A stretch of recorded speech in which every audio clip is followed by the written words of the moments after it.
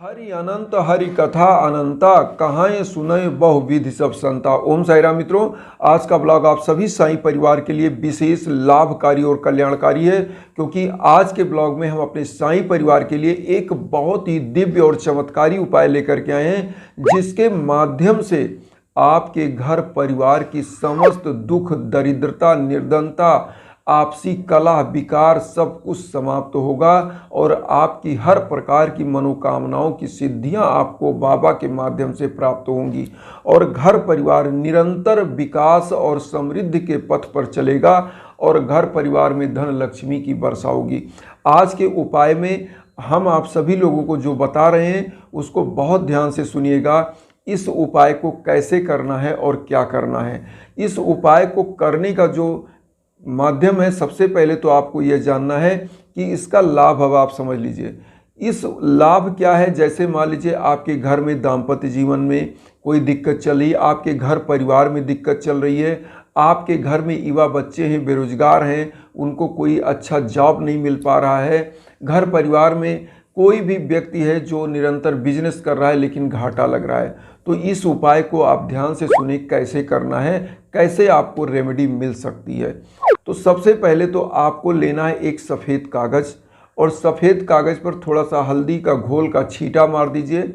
वैसे पीला कागज़ मिल जाए तो ठीक है, नहीं तो यही सफ़ेद कागज़ लीजिए, उस पर छींटा मार दीजिए पीले हल्दी का घोल छिड़क के। और उसके बाद एक लाल पेन लेना है, जो लाल डॉट पेन इंक वाली लाल इंक वाली पेन लेनी है। इस पर आपको बाबा का 11 वचन लिखना है। 11 वचन हम आपको बता दें क्या होता है, कौन सा होता है। बहुत सारे लोग जानते हैं, बहुत लोग नहीं जानते, तो उनके लिए हम बता रहे हैं।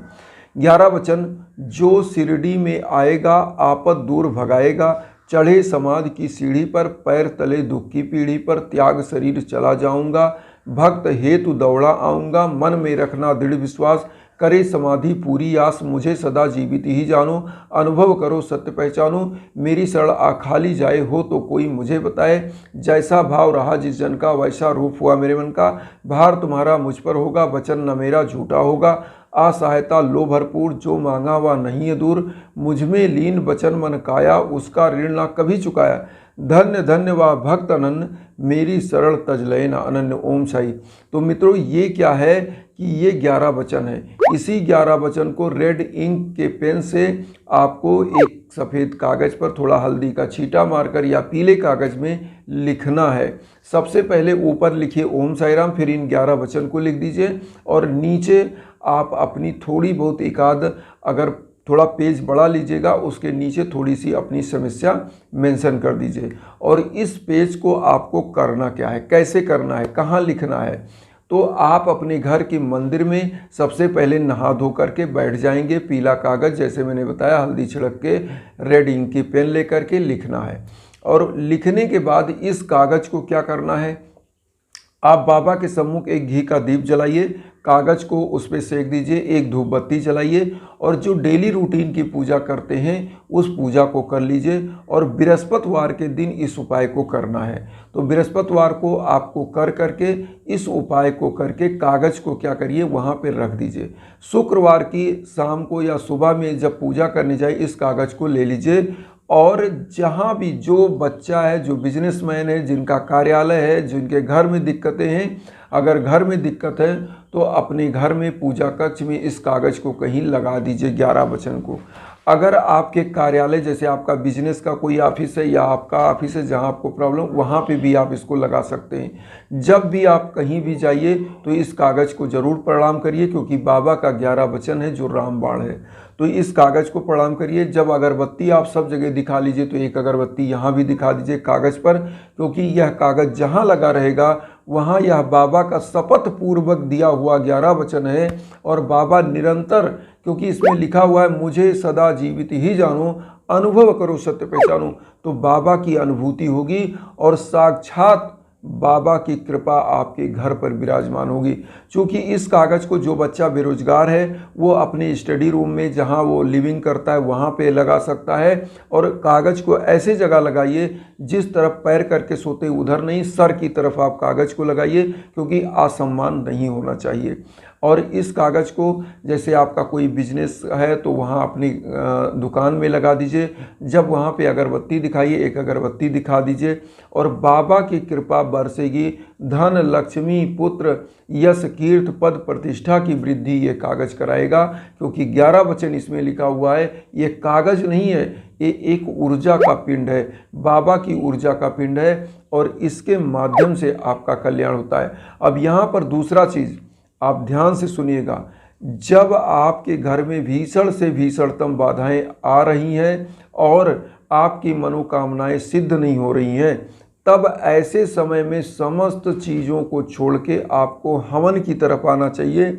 और चूँकि हवन एक ऐसी ऊर्जा होती है जो आप ऑल ओवर वर्ल्ड में कहीं भी हो, जिस प्रकार से सूर्य की रश्मियाँ आप तक पहुंचती हैं, सूर्य की किरणें आप तक उसकी ऊर्जा पहुंचती है, उसी प्रकार की हवन की ऊर्जा जो अदृश्य होती है, जो साईं बाबा की साक्षात कृपा होती है, जिस प्रकार से साईं बाबा की धूनी शिरडी में जल रही है, उसी प्रकार से इस हवन की ऊर्जा आप तक पहुंचती है। और यह ऊर्जा क्या करती है? निगेटिविटी को समाप्त करती है। क्योंकि निगेटिव एनर्जी एक ऐसी एनर्जी होती है जो आपको डिस्ट्रॉय करती है, वो कंस्ट्रक्टिव नहीं होती है, डिस्ट्रक्टिव वे में काम करती है निगेटिव ऊर्जा। और जब आपका हवन होता है तो उसी निगेटिव ऊर्जा को डाइवर्ट करके पॉजिटिव ऊर्जा में इसको कन्वर्ट कर दिया जाता है। और यह पॉजिटिव ऊर्जा जब कन्वर्ट हो जाता है तो क्या होता है कि कंस्ट्रक्टिव वे में काम करने लगती है कोई चीज़।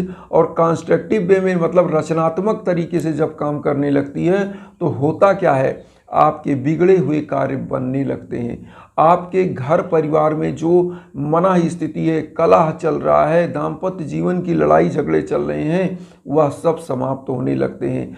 आपके घर में जो बेरोजगार बच्चे हैं, युवा हैं, योग्य होते हुए बेरोजगार हैं, उनकी मनोकामनाएं पूरी होने लगती हैं। क्योंकि हवन की ऊर्जा का कोई काट नहीं है। इसीलिए पुरातन समय में, वैदिक समय में आप देखेंगे, देवताओं के समय में देखेंगे, आप महाभारत लीजिए, श्रीमद् भागवत गीता पढ़ लीजिए, यज्ञ का कोई काट नहीं था। यज्ञ हवन एक ऐसी चीज़ थी जिसके माध्यम से आपके घर परिवार का कल्याण होता है। आपके घर में एक ऐसे ऊर्जा का संचार होता है जिसके माध्यम से आपके घर परिवार की समस्त प्रकार की बाधाएं समाप्त होती हैं, हर्डल समाप्त होती हैं। और यह ऊर्जा आपको हमेशा आगे बढ़ने के लिए, सफल बनने के लिए प्रोत्साहित करती है और उसी दिशा में आपको ले जाती है जिधर अच्छी दिशा होती है, क्योंकि यह पॉजिटिव ऊर्जा होती है।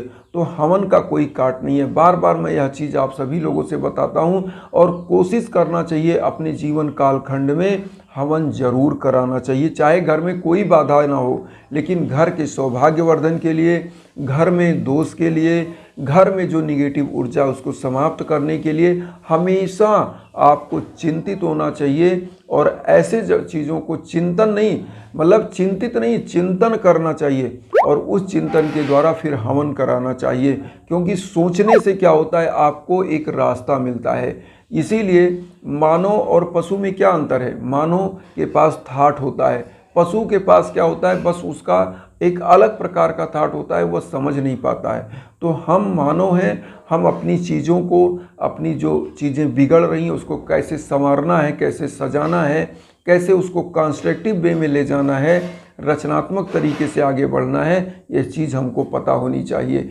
तो इसलिए यह चीज़ करनी चाहिए। और एक चीज़ लास्ट में ज़रूर कहेंगे, गरीबों दीन दुखियों को कोई भी पूजा करिए, निश्चित रूप से दान करिए, उनको कुछ ना कुछ आहार दीजिए, कुछ ना कुछ फल दीजिए, जो भी कपड़े दीजिए। हम नहीं कहते हैं कि आप कोई जो भी जैसा भी यथाशक्ति आपका ऐसा करिए। हम ये नहीं कहते कि आप अपने औकात से ज़्यादा दीजिए, लेकिन उतनी जितनी आपकी औकात है उतना आप करिए।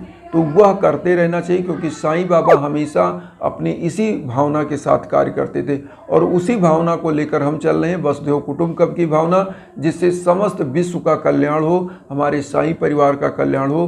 तो वसुधैव कुटुंबकम की जो भावना हम लेकर चल रहे हैं उसमें आप मुझे भी अपना परिवार बनाइए, आप भी मेरे परिवार बनिए और उन साईं भक्तों तक वीडियो को जरूर शेयर करिए जो किन्हीं कारणों से कष्ट में, दुख में, इन्हीं भावना के साथ। ओम साई राम।